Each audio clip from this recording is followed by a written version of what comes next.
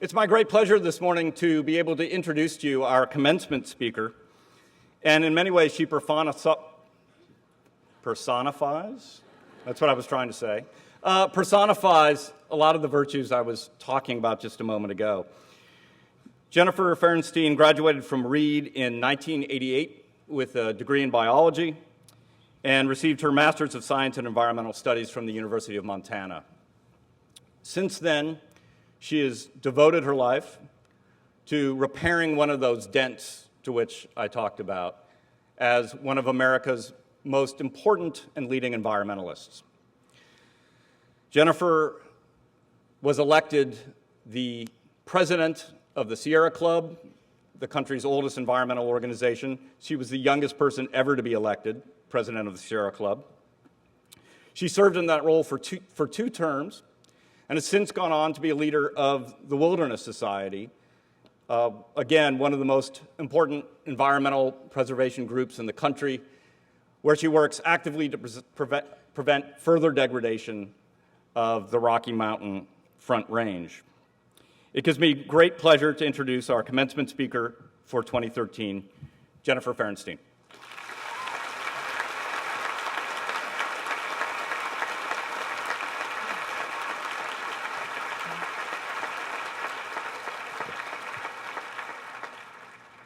Well, let me be the second person today to congratulate you all, class of 2013, and thanks to President Kroger. Thank you for having me here. It's a really great honor to be here. So pretty much from the moment that I received the invitation today to speak to you, I really worried about what I would say and how I could do this opportunity justice. As the day grew closer, inspiration was not forthcoming. I had a deadline to get a draft speech, and I could not get started. I'm sure you've all felt that way. So, in a fit of pique, I Googled finding your place in the world. That was a mistake. 620 million hits. I knew I was in trouble. What could I possibly say to you and your friends and family in 15 minutes, 11 minutes actually, I'm gonna do this in 11. So I dug deep. I thought back 25 years to my graduation, but I could not remember a word of the commencement address. I don't have a great memory, but I did check with other folks that I knew. Was it a male journalist? That's what I thought. Wrong. It was a professor, a woman professor of history. And as I checked with other Reed graduates, I found the same thing. Sometimes they could remember the speaker. They never could remember what was said. But just because you may not remember me or what I say, it doesn't diminish the significance of this day. And I'm honored to be here to share it with you. For each of you, it will be different. For me, it was having my family in the audience, including my grandparents who traveled from their ranch in Central Oregon. This is a strange memory that came up while I was writing the speech, but my grandmother made me a surprise graduation cake shaped as a beer can. And covered with little itsy-bitsy Budweiser cans, plastic Budweiser cans. I don't know why. So, there must have been a reason. The other big thing was sharing this day with fellow graduates, with the people that you're sitting here today in the audience. For me, the friends that I made at Reed have remained some of my closest friends to this day. So maybe you aren't operating at peak performance today. I can see it. You're a little muddled due to some sleep deprivation, hangover, maybe a dash of apprehension of what comes next. But I bet the important things about this day will stay with you for a lifetime. You have completed a momentous task, not just by handing in your thesis, but by living in the Reed community these 4 years or so. You've inhabited that unique space where learning and inquiry intersect the physical world of the all-nighter, the rainy walks up the hill, and those dreamy dawn excursions to Wind River Hot Springs. In a sense, today's like many days spent at Reed. The wind and the sun, what a beautiful day. You guys picked a winner. And that give of grass under your feet. But today is different, too. It's the day that you join the ranks of talented, dedicated, and quirky Reed alums. It marks a waypoint on a journey that will detour, it'll double back, and it will meander. Most likely over the next decade or so, you'll live in various places and take various jobs. I can see it: waiters, river guides, interns. I'm not done. Go back to waiters. Community organizers, masons, musicians, salesmen. I'll name just a few. And I predict that at times you will feel lost and disoriented. And I speak from experience. I've had a lot of jobs. Many of them seemed random, leading nowhere in particular. But in retrospect, all those twists and turns helped shape my life and set me on my path as a conservationist. So I just want to take a moment and talk about some of my experiences, not because I want to talk about myself so much, but as a way of I hope to reassure you that at some point, your route will begin to make sense. And your Reed education, predicated on critical thinking, will prove its worth. So here we go. When I was at Reed, I don't think I ever consciously thought about the environment. We didn't choose simplicity for the sake of reducing our carbon footprint. We chose it because we wanted to live cheap. At one Reed house, we cheerfully crammed 6 of us into a 2-room rental, plus the crawl space under the porch. And we survived on an austere diet of pimento loaf and potato bean pizza. Somebody asked me if that was some sort of specialty. I've never had potato bean pizza. It's like, there's a reason you've never had it. So this life at Reed, this sort of chaotic, wonderful life at Reed, also was balanced for me by an alternate universe that existed 4 hours east of here in the high desert country where my mom grew up on a cattle ranch in Central Oregon. During my time at Reed, I would occasionally coax my friends to leave campus. We'd cross the Cascades. When we got there, we'd sit on the porch of my grandparents' house, overlooking the alfalfa fields and basalt-capped hills, the John Day River flowing beneath us. And we'd listen to my grandfather, Jack Collins, tell the epic stories that I had heard growing up. My grandfather was the master of all things with moving gears. He had a keen sense of wonder, mechanical ingenuity, and an intense curiosity of the natural world. His thoughts were literally about the formation of the universe, and he loved to muse about his place within it. With a beer in hand, he'd explain his theories on evolution, geology, gender differences, which, much to the chagrin of all of us, often paralleled his views on animal husbandry. After graduation, the ranch also served as a refuge for various Reedies who lived there, gainfully employed hoeing weeds and irrigating mint fields. It was meant to serve as a temporary escape from the pressures of real life, let's say that, a place to gather our wits and plan our next steps. But it clearly was something more. I think it was my grandfather's enthusiasm for life and learning that sparked a recognition and a twinge of longing in all of us that being rooted to a place and taking care of it could lead to a life worth living.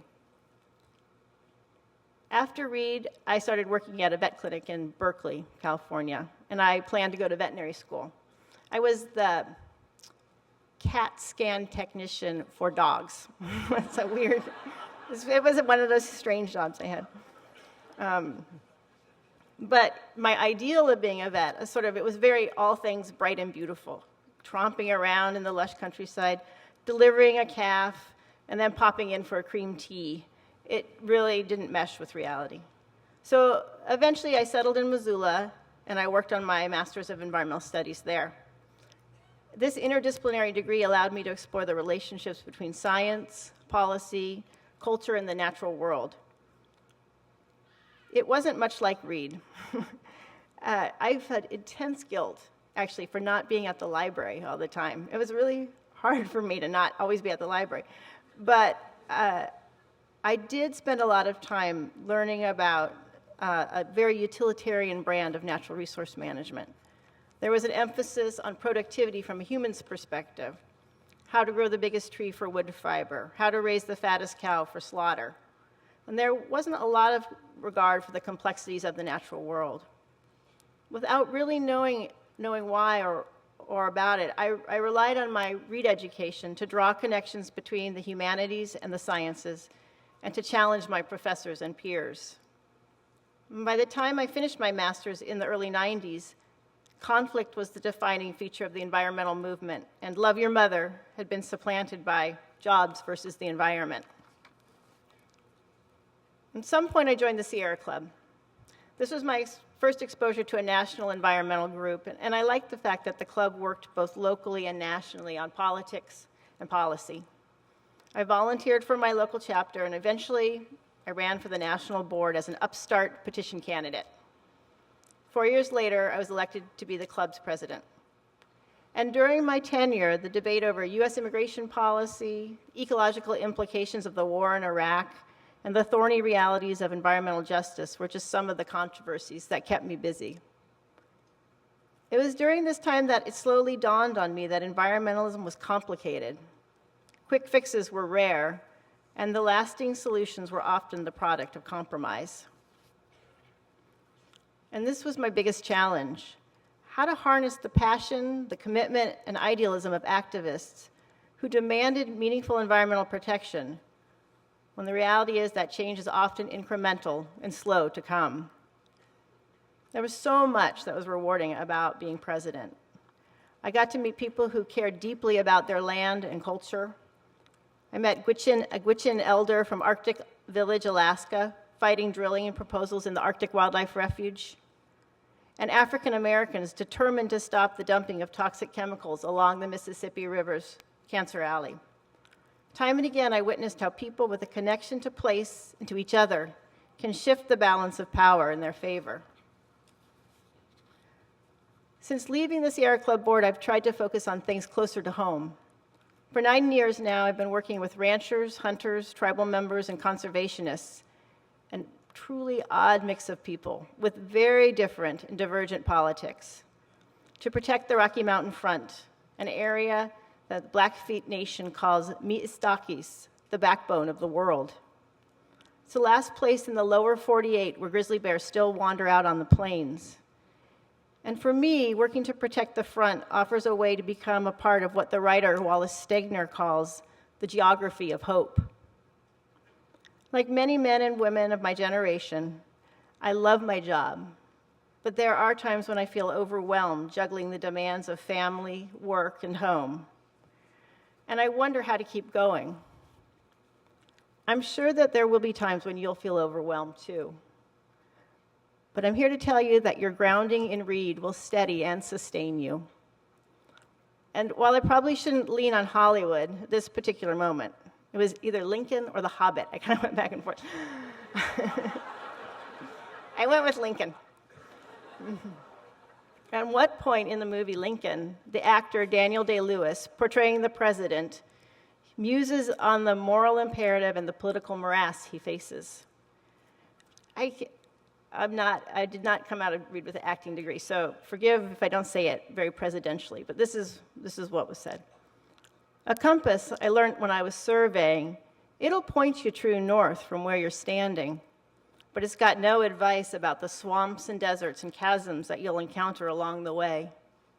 If in pursuit of your destination you plunge ahead, heedless of obstacles, and achieve nothing more than to sink in a swamp, then what's the use of knowing true north?